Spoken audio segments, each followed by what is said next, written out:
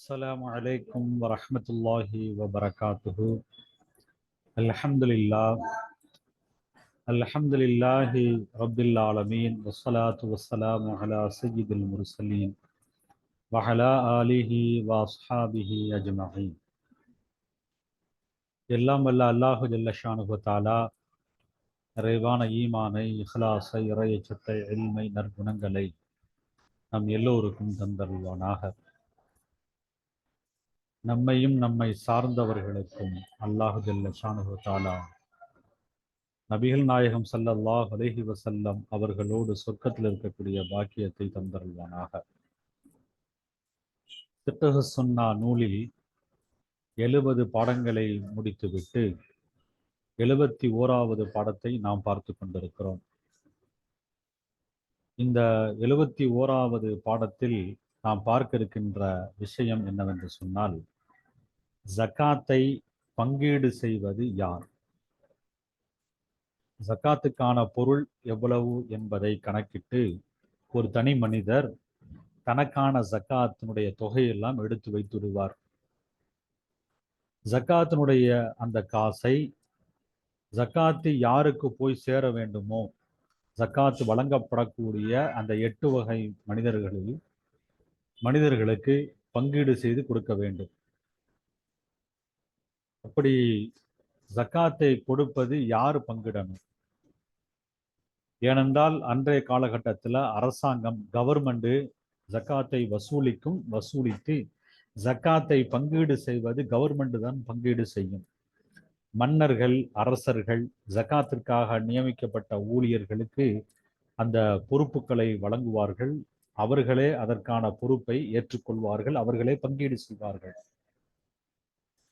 அப்படித்தான் செய்ய வேண்டுமா? அல்லது ஜக்காத்து யாருக்கு கடமையானதோ, யார் ஜக்காத்தினுடைய தொகையை எடுத்து வைத்தாரோ அந்த ஜக்காத்துக்குரிய அவரே அந்த பொருட்களை எல்லாம் பங்கீடு செய்யலாமா? ஜக்காத்தை பங்கீடு செய்வது யார்? அரசர்களா, மன்னர்களா, அல்லது மன்னர்கள் நியமிக்கப்படக்கூடிய பொறுப்பாளர்களா, அல்லது ஜக்காத்தை வழங்கக்கூடிய அந்த ஜக்காத்துக்கு கடமையான அந்த மனிதரா என்றால், இந்த மூவரில் யார் என்பதை குறித்து தான் இன்றைய பாடத்தில் நாம் பார்க்க போகிறோம். பொருட்களை பொறுத்தளவிற்கு, ஜக்காத்தினுடைய பொருட்களை பொறுத்தளவிற்கு 2 வகையாக இருக்கிறது. ஒன்று என்னென்று சொன்னால் லாஹிராவான பொருட்கள், இன்னொன்று பாத்தினாவான பொருட்கள். வெளிப்படையான பொருட்கள், மறைமுகமான பொருட்கள் என்று 2 வகையான பொருட்கள் இருக்கிறது. வெளிப்படையான பொருட்கள், மறைமுகமான பொருட்கள் அப்படின்னா என்ன என்று கேட்டால், தங்கம், வெள்ளி இது மாதிரியான பொருட்கள் எல்லாம் மறைமுகமான பொருட்கள்ல கொண்டு வருவாங்க. இது அல்லாம விவசாய பொருட்களை போன்றுள்ள பொருட்களை எல்லாம் வெளிப்படையான பொருட்கள் என்று 2 வகையான பொருட்களாக பிரிப்பார்கள். இந்த 2 வகை பொருட்களை 2 பொருளாக பிரித்து, மறைமுகமான பொருட்களை பொறுத்த அளவிற்கு ஹதரத் அபூபக்கர் சித்திக் ரலியல்லாஹு அன்ஹு அவர்களுடைய காலம் வரைக்கும் எந்த ஒரு வித்தியாச வேறுபாடு இல்லை. அதாவது மறைமுகமான பொருட்கள் தனியாக, வெளிப்படையான பொருட்கள் தனியாக என்றெல்லாம் பிரிக்கப்படவில்லை. ஹதரத் ரசூலுல்லாஹி ஸல்லல்லாஹு அலைஹி வஸல்லம் அவர்களுடைய காலத்துல பொருள் எல்லாமே ஒன்றாகத்தான் கணிக்கப்பட்டது, ஒன்றாகத்தான் பங்கீடு செய்யப்பட்டது. நாயகம் ஸல்லல்லாஹு அலைஹி வஸல்லத்தினுடைய காலத்துல எப்படி நடந்ததோ அது மாதிரியே அபூபக்கர் சித்திக் ரலியல்லாஹு அன்ஹு அவர்களுடைய காலத்திலையும் அப்படித்தான் நடந்தது. ஏன்னா பொருட்களுக்கும் இடையில வெளிப்படையான பொருள், மறைமுகமான பொருள் என்றெல்லாம் வித்தியாச வேறுபாடு, பாகுபாடெல்லாம் இல்லை. ரசூல் ஸல்லல்லாஹு அலைஹி வஸல்லம் அவங்க எல்லா பொருளையும் பங்கீடு செய்தார்கள். அது மாதிரி அபூபக்கர் ரலியல்லாஹு அன்ஹு அவர்களும் எல்லா பொருளையும் பங்கீடு செய்தார்கள். அந்த அபூபக்கர் ரலியல்லாஹு அன்ஹு, ரசூல் ஸல்லல்லாஹு அலைஹி வஸல்லம் அவர்கள் அந்த இருவரை போன்றே உமர் இப்னு கத்தாப் ரலியல்லாஹு அன்ஹு அவர்களும் இந்த 2 பொருட்களுக்கிடையே வித்தியாசத்தை காட்டல. எல்லா பொருளையும் ஒன்றாக வைத்து அவர்கள் பங்கீடு செய்தார்கள். பங்கீடு செய்யும் பொழுது அதற்கான பொறுப்பாளர்களை நபி ஸல்லல்லாஹு அலைஹி வஸல்லம் அவர்கள் நியமிப்பார்கள். அவர்கள்தான் அந்த ஜகாத்தினுடைய பொருட்களை ஒன்றும் திரட்டுவார்கள், அவர்கள்தான் பங்கீடும் செய்வார்கள். அதற்கான பொறுப்புக்கு ஆட்களை நபி அவங்க நியமிச்சிருவாங்க. நபி அவங்க எப்படி நியமிச்சாங்களோ அது மாதிரி அபூபக்கர் ரலியல்லாஹு அன்ஹு பொறுப்பாளர்களை நியமிச்சாங்க. அபூபக்கர் ரலியல்லாஹு அன்ஹு ரசூல் ஸல்லல்லாஹு அலைஹி வஸல்லம் அவர்கள் பொறுப்பாளர்கள் நியமித்தது போன்றே உமர் இப்னு கத்தாப் ரலியல்லாஹு அன்ஹு அவர்களும் பொறுப்பாளர்களை நியமிச்சாங்க. பொறுப்பாளர்கள் தான் அதை பங்கீடு செய்வார்கள், விநியோகம் செய்வார்கள். இப்போ 3 காலத்தில், நபியுடைய காலம், அபூபக்கர் நாயகத்தினுடைய காலம், உமர் ரலியல்லாஹுடைய காலம், இந்த முக்காலத்திலேயும் 3 காலங்களிலேயும் பங்கீடு செய்தது யார் அப்படின்னு கேட்டா, அரசர்களா அல்லது ஜகாத்தை கொடுக்கக்கூடிய ஜகாத் கடமையான மனிதரா அல்லது பொறுப்பாளர்களா என்று கேட்டால் பொறுப்பாளர்கள் தான் கொடுத்திருக்கிறார்கள். பொறுப்பாளர்கள் யாரின் மூலமாக கொடுப்பார்கள்? யாரால் பொறுப்பால் நியமிக்கப்பட்டார்களோ, மன்னர்களால், அரசர்களால், ஜனாதிபதியால் நியமிக்கப்பட்ட அந்த பொறுப்பாளர்கள், ஜனாதிபதிகளின் மூலமாக பொறுப்பாளர்கள் பங்கீடு செய்வார்கள். பொருளை ஜகாத்து கடமையான மனிதரிடமிருந்து பெறுவதும் பொறுப்பாளர்கள், அதனை பங்கீடு செய்வதும் பொறுப்பாளர்கள். இந்த நடைமுறைதான் 3 காலங்களில், ரசூலுல்லாஹி ஸல்லல்லாஹு அலைஹி வஸல்லம் அவர்களுடைய காலம், அபூபக்கர் சித்திக் ரலியல்லாஹு அன்ஹு அவர்களுடைய காலம், உமர் ரலியல்லாஹு அன்ஹு அவர்களுடைய காலம், 3 காலங்களில் தொடர்ந்து நடந்து கொண்டே வந்திருக்கிறது. ஹதரத் உஸ்மான் ரலியல்லாஹு அன்ஹு அவர்களுடைய காலத்திலையும், அவருடைய ஆட்சி காலத்திலையும் கொஞ்ச நாட்கள் இப்படி நகர்ந்திருக்கிறது. அதாவது ரசூல் ஸல்லல்லாஹு அலைஹி வஸல்லத்தினுடைய காலத்திலையும், அபூபக்கர் ரலியல்லாஹு அன்ஹு, உமர் ரலியல்லாஹு அன்ஹுடைய காலத்துல எப்படி நடந்ததோ அதே மாதிரி உஸ்மான் ரலியல்லாஹு அன்ஹுடைய காலத்துல கொஞ்ச நாட்கள் இப்படி நடந்திருக்கிறது. இப்படி நடந்துச்சு அப்படின்னு சொன்னா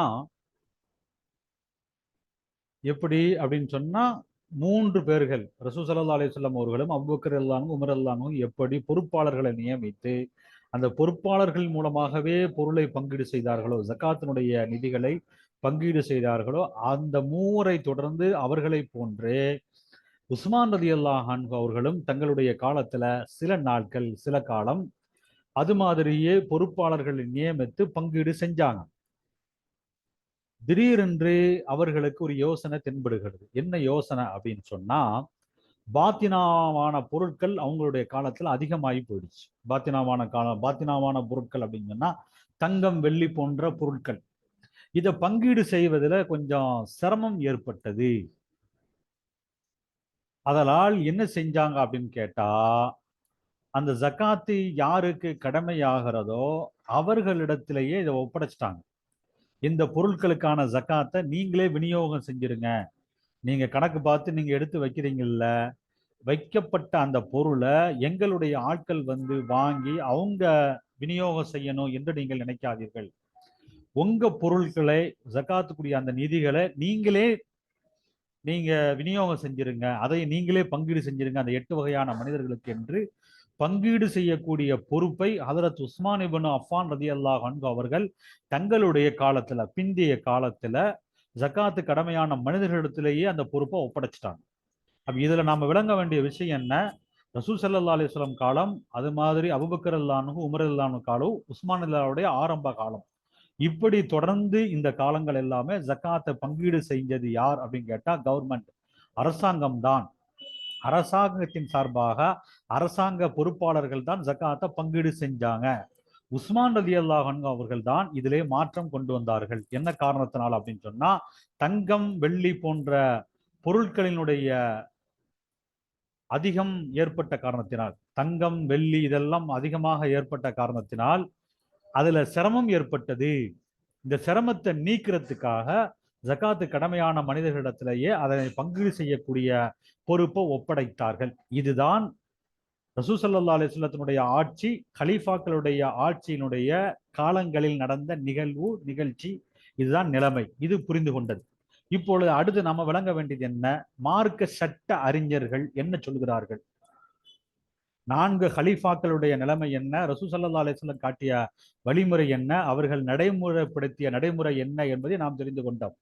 இரண்டாவதாக, இந்த விஷயங்களில் இருந்து, நாயகத்தினுடைய செயல்பாட்டிலிருந்தும் ஹுலஃபாக்களுடைய செயல்பாடுகளிலிருந்தும் மார்க்க சட்ட அறிஞர்கள் எப்படி சட்டம் நமக்கு சொல்கிறார்கள், ஜகாத்தை பங்கீடு செய்வது யார் என்று நமக்கு மார்க்க அறிஞர்கள் தெளிவுபடுத்துவது என்ன என்பதை நாம் அடுத்து பார்க்க போகிறோம். மார்க்க சட்ட அறிஞர்கள் எல்லாம் ஒரு கருத்துல ஒன்றுபட்டு இருக்கிறார்கள். அது என்ன அப்படின்னு சொன்னா, ஜகாத்தை ரெண்டா நம்ம பிரிச்சோமா இல்லையா? ஒண்ணு தங்கம் வெள்ளி போன்ற பாத்தினாவான மறைமுகமான பொருட்கள், இன்னொன்று விவசாய பொருட்களை போன்றுனான வெளிப்படையான பொருட்கள். இந்த ரெண்டு பொருட்கள்ல மறைமுகமான பொருட்களை எல்லாம் பங்கீடு செய்யக்கூடிய பொறுப்பை யாரிடத்துல ஒப்படைக்கணும்னா மன்னர்களிடத்தில் தான் ஒப்படைக்க வேண்டும் என்று மார்க்க அறிஞர்கள் ஒன்றுபட்டிருக்கிறார்கள்.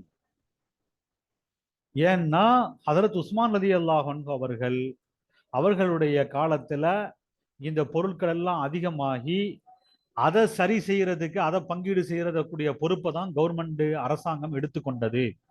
அதனால் அதை பின்பற்றி இந்த பொருட்களை தனிநபர்களிடத்துல ஒப்படைச்சா அதை அவங்க சரியா செய்யாம போயிடுவாங்க. இது சிரமங்கள் இந்த பொருட்களை பங்கீடு செய்வதில் இருக்கிறது, முறையாக மக்களிடத்துல போய் சேரணுங்கிறதுக்காக வேண்டி இந்த பொறுப்பை கவர்மெண்ட் அரசாங்க இடத்துல ஒப்படைக்க வேண்டும் என்று மார்க்க அறிஞர்கள் ஒன்றுபட்டிருக்கிறார்கள். அதற்கு அவர்கள் சொல்லக்கூடிய காரணம், ஆதாரம் என்ன அப்படின்னு கேட்டா, உஸ்மான் இப்னு அஃபான் ரலியல்லாஹு அன்ஹு அவர்கள் ரசூல் ஸல்லல்லாஹு அலைஹி வஸல்லம் அவர்களுடைய மெம்பர்ல நின்று கொண்டு ஒரு முறை ஹுத்பா ஓதும் போது சொன்னார்கள், ஹாதா ஷஹ்ரு ஜகாத்திக்கும், இது உங்களுடைய ஜகாத்தினுடைய மாதம். ஜகாத்துக்கென்று தனி ஒரு மாதத்தை இன்றைய காலகட்டத்தில் எப்படி ரமலான் மாதத்தை ஒதுக்கி இருக்கிறார்களோ அது மாதிரியே உஸ்மான் ரலியல்லாஹுடைய காலத்திலையும் அந்த நடைமுறை இருந்தது. ஜகாத்தை பங்கீடு செய்து கொடுக்கறதுக்குன்னே அந்த மாதத்தை ஒதுக்கி ஜகாத்தினுடைய மாதம்னே சொல்லுவாங்க. அதை ஜகாத்துக்கான கணக்கை பண்ணுவாங்க, அதுல விநியோகிப்பாங்க. ஜகாத்தினுடைய எல்லா அமல்களும் அந்த மாதத்துல நடைபெறும். இதைத்தான் ஹஸரத் உஸ்மான் இப்னு அஃபான் ரலியல்லாஹு அன்ஹு மெம்பர்ல இருந்து கொண்டு சொல்கிறார்கள், இது ஜகாத்தினுடைய மாசம், இந்த மாசத்துல ஜகாத்தை நீங்க நிறைவேற்றணும். எப்படி உங்களுடைய கடன்கள் இருந்தால் கடன்களை நீங்கள் நிறைவேற்றுவீர்களோ அது மாதிரி ஜகாத்தையும் நிறைவேற்றுங்கள் என்று ஹதரத் உஸ்மான் இப்னு அஃபான் ரலியல்லாஹு அன்ஹு அவர்கள் ஜகாத்தை நிறைவேற்ற வேண்டும் என்று சொன்னார்கள். ஜகாத்தை நிறைவேற்றணும்னா தங்களுக்கு தாங்களே நிறைவேற்றி கொள்ள வேண்டும் என்பது அல்ல, அதை கவர்மெண்ட் இடத்துல ஒப்படைங்க என்று சொல்லிதான் அதிகாரப்பூர்வமான ஒரு அறிவிப்பை மெம்பர்ல இருந்து கொண்டு உஸ்மான் ரலியல்லாஹு அன்ஹு அவர்கள் செய்கிறார்கள். ஆதலால் தங்கம் வெள்ளி போன்ற மறைமுகமான அந்த பொருட்களை கவர்மெண்ட் இடத்துல ஒப்படைக்க வேண்டும், கவர்மெண்ட் தான் அதை செய்ய வேண்டும் என்று மார்க்க சட்ட அறிஞர்கள் எல்லோருமே ஒருமித்த கருத்தில் இருக்கிறார்கள். எல்லா அறிஞர்களும் எல்லா மதுஹபுக்காரர்களும் ஒருமித்த கருத்தில் இருந்தாலும் ஷாஃபி மதுஹபனுடைய அறிஞர்களுடைய தனிப்பட்ட கருத்து என்ன, அவர்களும் இதே கருத்துக்கு ஒத்திருக்கிறார்கள். தெளிவான சில விளக்கங்களை நமக்கு தருகிறார்கள். அந்த கருத்து என்னங்கிறத பாருங்க. ஷாஃபி மதுஹபனுடைய அறிஞர்கள்ல மிக முக்கியமான அறிஞர் யார் அப்படின்னு கேட்டா இமாம் நவவி ரஹமத்துல்லாஹி அலைஹி. அவங்க சொல்லுவாங்க, இந்த பாத்தினான பொருளை கவர்மெண்ட் அரசாங்கத்துல ஒப்படைச்சு அரசாங்கம் தான் இதை விநியோகிக்க செய்யணும், பங்கீடு செய்யணுங்கிறதுல எந்த விதமான அபிப்பிராய பேதம், கருத்து வேறுபாடு இல்லை. இதைத்தான் முஸ்லிம்களுடைய யோகோபித்த எல்லா அறிஞர்களும் சொல்லியிருக்கிறார்கள் என்று இமாம் நவவி ரஹமத்துல்லாஹி அலைஹி அவர்கள் சொல்லிவிட்டு அடுத்து மேல்மிச்சமான தகவல் நமக்கு தர்றாங்க. அரசாங்கம் கவர்மெண்ட்ல உள்ள அதிகாரிகள், பொறுப்பாளர்கள், அவர்கள்தான் இந்த பாத்தினாவான தங்கம் வெள்ளி போன்ற ஜகாத்தினுடைய பொருட்களை பங்கீடு செய்வது அவர்களுக்கு இருக்கிறது. அவர்கள் செய்வதுதான் சிறப்பா அல்லது அதனுடைய அரசர்களால் நியமிக்கப்படக்கூடிய இமாம் பங்கீடு செய்வது சிறந்ததா என்று சொன்னால், கவர்மெண்ட் அரசாங்கத்திடத்துல ஒப்படைச்சு அரசாங்க பொறுப்பாளர்கள் செய்வதை விட ஒரு நீதமிக்க ஒரு இமாம் செய்வதுதான் சிறந்தது, அதுதான் தேர்ந்தெடுக்கப்பட்ட சொல்லு என்று ஷாஃபி மதுஹபனுடைய கருத்தை இமாம் நவவி ரஹமத்துல்லாஹி அலைஹி அவர்கள் வெளிப்படுத்துகிறார்கள். இதுல ஒரு விஷயத்தை நம்ம புரிந்து கொள்ளலாம். அதாவது நீதமான இமாம் அப்படின்னு ஒரு நிபந்தனை இடுறாங்க. நீதமிக்க ஒரு இமாம் இல்லாத பதத்துல அரசாங்கத்திடத்துல ஒப்படைச்சு அரசாங்க பொறுப்பாளர்களை அதை அவங்க பங்கீடு செஞ்சிடலாம். அரசாங்க பொறுப்பாளர்கள் இல்லாத பட்ச நீதமான ஆட்சியாளர், அதாவது நீதமான இமாம் இல்லாத நேரத்துல தான் இது மாதிரி செய்ய வேண்டும். நீதமான இமாம் இருக்கிறார் என்றால் அவரிடத்துல ஒப்படைப்பது சிறந்தது என்று ஷாஃபி மதுஹபினுடைய அறிஞர்களுடைய கருத்து. அடுத்து ஹம்பலி மதுஹபுக்காரர்களுடைய கருத்து என்ன?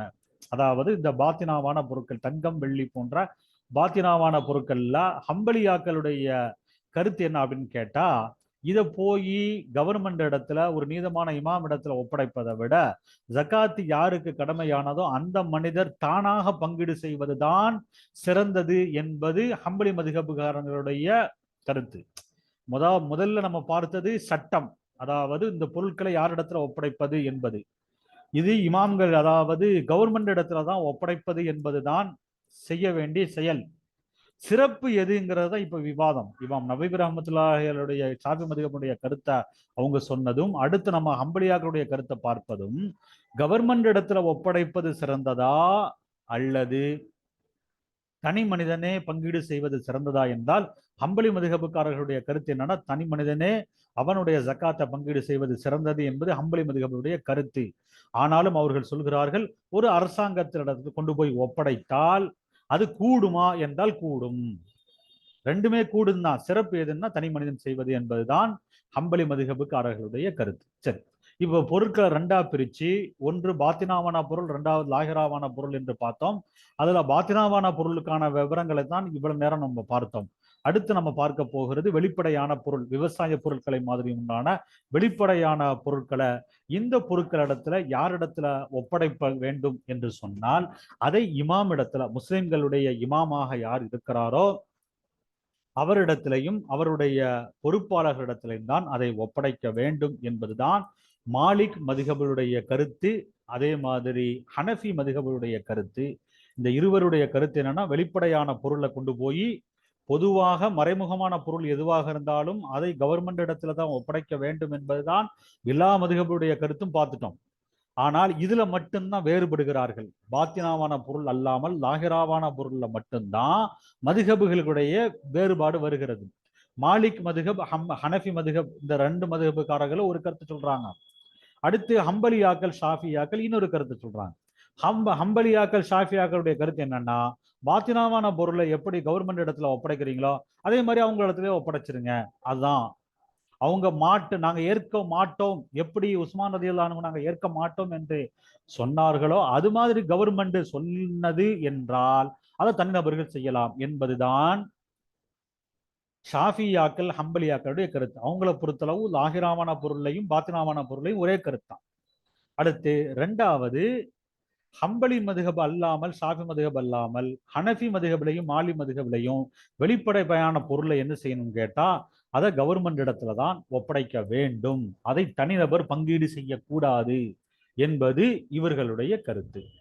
ஒரு நிர்பந்தம் என்று சொன்னால் அதை தனி மனிதர்கள் செய்து கொள்ளலாம்.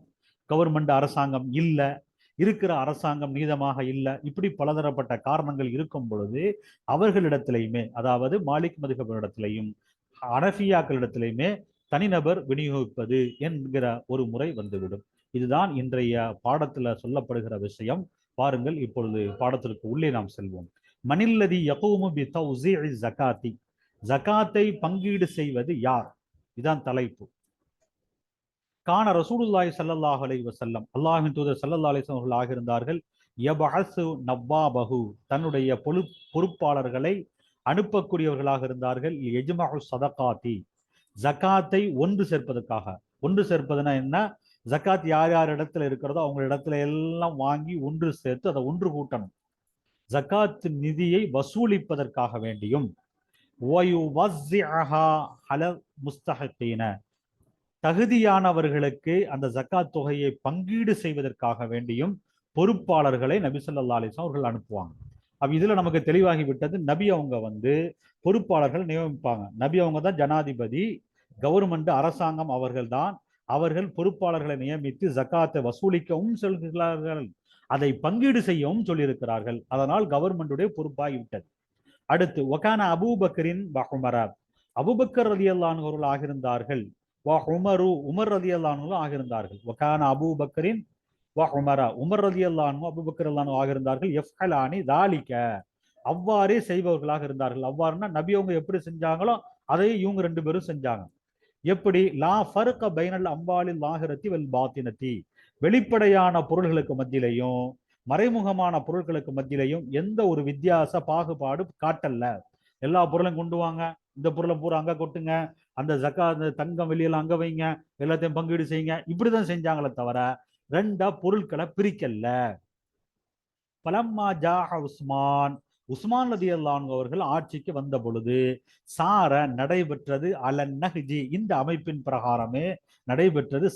ஜமனன் சில காலம், சில காலம் இந்த மூவரை தொடர்ந்து நபி அவர்கள் அபூபக்கர் ரலியல்லாஹு அன்ஹு, உமர் ரலியல்லாஹு அன்ஹுடைய அவர்களுடைய நடைமுறையை தொடர்ந்தே அதே நடைமுறையிலேயே சில காலம் உஸ்மான் ரலியல்லாஹு அன்ஹுடைய ஆட்சி காலத்திலையும் நடைபெற்றது. இல்லா என்றாலும் அன்னஹு லம்மா ரா கஸ்ரத்துல் அம்பாலில் பாத்தினா, பாத்தினாவான பொருட்கள் அதிகமாகுவதை உஸ்மான் ரலியல்லாஹு அன்ஹு அவர்கள் கருதுகின்ற வரை, கருதுவது வரை இது நடைமுறை இருந்தது.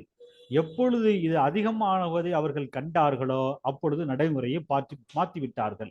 ஏன் அப்படின்னு கேட்டா, வஜத அவர்கள் பெற்றுக்கொண்டார்கள் அன்னஃபி தத்தப்புஹா ஹரஜன் அலல் உம்மதி, இதை நடைமுறைப்படுத்துவதில் சிரமங்களை சமுதாயத்தின் மீது உஸ்மான் ரலியல்லாஹு அன்ஹு அவர்கள் பெற்றுக்கொண்டார்கள். வஃபி தஃப்தீஷிஹா தரரம் பி அர்பாபிஹா, இதற்கு இதை தஃப்தீஷ் சொன்னா ஆய்வு செய்கிறது. ஏன்னா பாத்தினாவான பொருட்களை ஆய்வு செய்யறது அதற்கான பொறுப்பாளர்களுக்கு சிரமம் இருந்தது. இந்த சிரமத்தை எல்லாம் அவர்கள் பெற்றுக்கொண்ட காரணத்தினால் ஒப்படைத்தார்கள் அதா ஜகாத்திகா, இதனுடைய ஜகாத்தை நிறைவேற்றுவதை ஒப்படைத்தார்கள் இலா அஸ்ஹாபில் அம்வாலி, பொருட்களை உடையவர்களிடத்திலேயே இதை ஒப்படைச்சிட்டாங்க. இந்த மறைமுகமான பாத்தினாவான பொருட்களுடைய ஜக்காத்தை எல்லாம் அதற்கு உரியவர்களிடத்துல ஒப்படைச்சு நீங்களே அதையெல்லாம் ஆய்வு செஞ்சு அதை நீங்க முறைப்படுத்தி நீங்களே பங்கீடு செய்து கொள்ளுங்கள் என்று ஒப்படைத்து விட்டார்கள். மார்க்க அறிஞர்கள் ஒன்று பெற்றிருக்கிறார்கள் அலா அன்னல் மிலாக்க, நிச்சயமாக அரசர்கள் அவர்கள்தான் அல்லதீன எத்தகையவர்கள் என்றால் எத்தவல்லூன தஃப்ரீக ஜகாத்தி பி அன்ஃபுஸிஹிம், தங்களுடைய ஜகாத்தை அவர்கள்தான் பங்கீடு செய்யக்கூடிய பொறுப்பாளர்களாக இருக்கிறார்கள் என்று மார்க்க அறிஞர்கள் ஒன்று பெற்றிருக்கிறார்கள். அவர்கள்தான் ஜகாத்தினுடைய விநியோகஸ்தர்கள், பங்கீடு செய்பவர்கள் என்பதில் ஒன்று பெற்றிருக்கிறார்கள். இதா காணத்தி ஜகாத்து ஜகாத்துல் அம்வாலில் பாத்தினா, பாத்தினாவான ஜகாத்தினுடைய பொருளாக, ஜகாத்தினுடைய பொருள் பாத்தினாவான பொருளாக இருந்தது என்று சொன்னால் மன்னர்கள் தான் விநியோகிக்க வேண்டும். ஏன் அப்படின்னு கேட்டால் சாயிப் இப்னு யஸீத், சாயிப் இப்னு யஸீத் அவர்களுடைய சொல் இருக்கிற காரணத்தினால். என்ன சொல்லு? சமிஅத்து உஸ்மான் இப்னு அஃபான், உஸ்மான் இப்னு அஃபான் ரலியல்லாஹு அன்ஹு இடத்துல நான் கேட்டேன், யக்துபு அலா மிம்பரி ரசூலுல்லாஹி ஸல்லல்லாஹு அலைஹி வஸல்லம், ரசூல் ஸல்லல்லாஹு அலைஹி வஸல்லம் அவர்களுடைய மிம்பரில் மீது குத்துபா ஓதினார்கள் உஸ்மான் இப்னு அஃபான் ரலியல்லாஹு அன்ஹு. யகூலு, அவர்கள் அந்த குத்துபாவிலே சொல்வார்கள், ஹாதா ஷஹ்ரு ஜகாத்திக்கும், இது உங்களுடைய ஜகாத்தினுடைய மாதம். ஃபமன் கான மின்கும் அலைஹி தைனுன், உங்களில் யாரின் மீது கடன் இருக்கிறதோ ஃபல்யக்லி தைனஹு, அவர் தன் கடனை நிறைவேற்ற வேண்டும். ஹத்தா தஹ்லுஸா அம்வாலுக்கும், உங்களுடைய பொருள் தணிப்பிக்கும் வரை, ஜகாத்தை தணிப்பித்து எடுக்கிற அளவிற்கு உங்களுடைய பொருள் மட்டும் கடனில் இருந்து தெளிவாகிற வரை நீங்கள் கடனை நிறைவேற்றிடுங்க. கடன் எல்லாம் அடைந்து பொருள் தெளிந்த பொழுது அத்து மின்ஹஸ் ஜகாத, அந்த பொருளிலிருந்து ஜகாத்தை நீங்கள் நிறைவேற்றுங்கள் என்று உஸ்மான் இப்னு அஃபான் ரலியல்லாஹு அன்ஹு அவர்கள் கூறினார்கள். ரவாஹுல் பைஹகி, இந்த ஹதீஸை இமாம் பைஹகி அவர்கள் அறிவிப்பு செய்கிறார்கள். இஸ்னாதின் சஹீஹின், சஹீஹான ஆதாரத்தோடு. இந்த ஹதீஸு பைஹகில எந்த கிதாப்ல வருது அப்படின்னு கேட்டா, பைஹகி இமாம் ஃபில் குப்ரா, குப்ரா என்கிற அந்த ஹதீஸ்ல நூல்ல தான் அவங்க இந்த ஹதீஸை கொண்டு வந்திருக்கிறாங்க. 4வது பாகம், அதுல 148வது பக்கம். வகாலன் நவவியு, இமாம் நவவி ரஹ்மத்துல்லாஹி அலைஹி அவர்கள் சொல்கிறார்கள், ஷாஃபி மதுஹபுடைய கருத்தை, லா கிலாஃப ஃபீஹி, இதுல எந்த கருத்து வேறுபாடும் இல்லை. வனகல் அஸ்ஹாபுனா ஃபீஹி ஜுமாஉல் முஸ்லிமீன, முஸ்லிம்களுடைய ஒன்றுபட்ட கருத்து இதிலே நம்முடைய ஒன்றுபட்ட கருத்தை இதிலே நம்முடைய சட்ட அறிஞர்கள், அதாவது ஷாஃபி மதுஹபுடைய அறிஞர்கள் எடுத்து சொல்லியிருக்கிறார்கள்.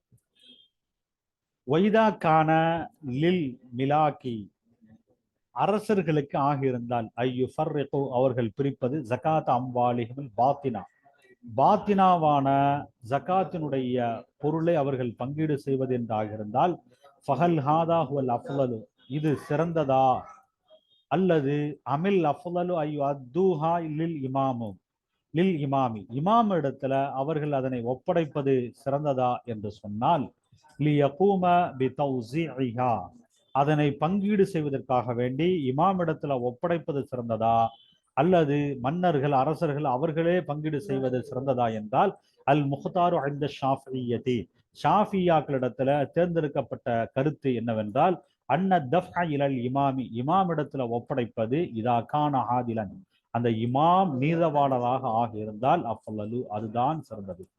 நீதமான இமாம் இல்லாத பட்சத்துல மன்னர்கள் அவர்களை விநியோகித்து விடுவது சிறந்ததாக ஆகிவிடும். இது ஷாஃபி மதுஹபுடைய கருத்து. வஹிந்தல் ஹனாபலத்தி, ஹம்பலியாக்களிடத்துல சிறந்தது எது என்று கேட்டால் அல் அஃலலு, சிறந்ததாகிறது ஐ யுவஸ்ஸிஅஹா, அதை பங்கீடு செய்ய வேண்டும் பினப்சிஹி, அவன் தானாகவே பங்கீடு செய்ய வேண்டும். ஒரு ஜகாத்துக்குரியவன் அவனே பங்கீடு செய்யும். ஃபைன் அழைத்தாகா, அவன் அதனை கொடுத்தால் லிஸ் சுல்தானி, அரசரிடத்துல கொடுத்தால் ஃபஜாயிசுன், அதுவும் கூலி. அம்மா இதா காணத்தில் அம்பாலு லாஹிரத்தன், பாருங்க பாத்தினாவான பொருளுக்குரிய விவரங்கள் எல்லாம் முடிந்தது. அடுத்து லாஹிராவான பொருட்களுடைய விவரம்.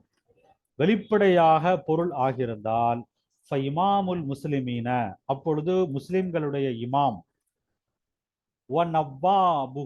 அவருடைய பொறுப்பாளர்கள், ஹும் அவர்கள், அல்லதீன எப்படிப்பட்டவர்கள், லஹும் அவர்களுக்கு இருக்கிறது, விலாயத்து தலபி வல் அஹ்தி, தேடுவதும் எடுப்பதும் அவர்களுக்கு இருக்கிறது. அதாவது வெளிப்படையான அந்த பொருள்ல, விவசாய பொருட்கள் போன்ற அந்த வெளிப்படையான தங்கம் வெள்ளி அல்லாத பொருட்கள்ல முஸ்லிம்களுடைய இமாமும் அவருடைய பொறுப்பாளர்களும் அவர்களே தேடணும். ஜக்காத்து கொடுக்க உங்களிடத்துல தேடணும், கொடுங்க அப்படின்னு சொல்லி அவங்களே அதை எடுக்க வேண்டும், அவங்களே அதை பங்கீடு செய்ய வேண்டும். இந்த கருத்து தான் இந்த மாலிக்கின் வல் ஹனாஃபி, மாலிக் இமாம் இடத்திலையும் ஹனஃபியாக்களிடத்திலையும் இதுதான் கருத்து. வெளிப்படையான பொருட்களத்துல முஸ்லிம்களுடைய இமாமுடைய பொறுப்பாளர்கள் தான், அவர்கள்தான் வசூலிக்க வேண்டும், அவர்கள்தான் விநியோகிக்க வேண்டும்.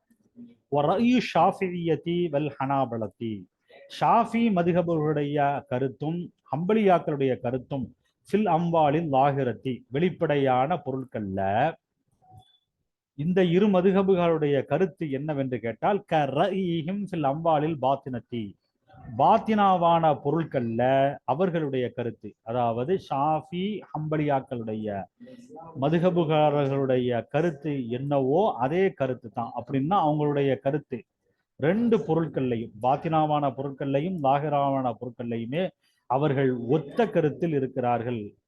அவர்கள் பொருட்களை இரண்டாக பிரித்து ரெண்டு கருத்தாக அவர்கள் முரண்படவில்லை, ஒரே கருத்தில் அவர்கள் ஒத்து நிற்கிறார்கள் என்பதை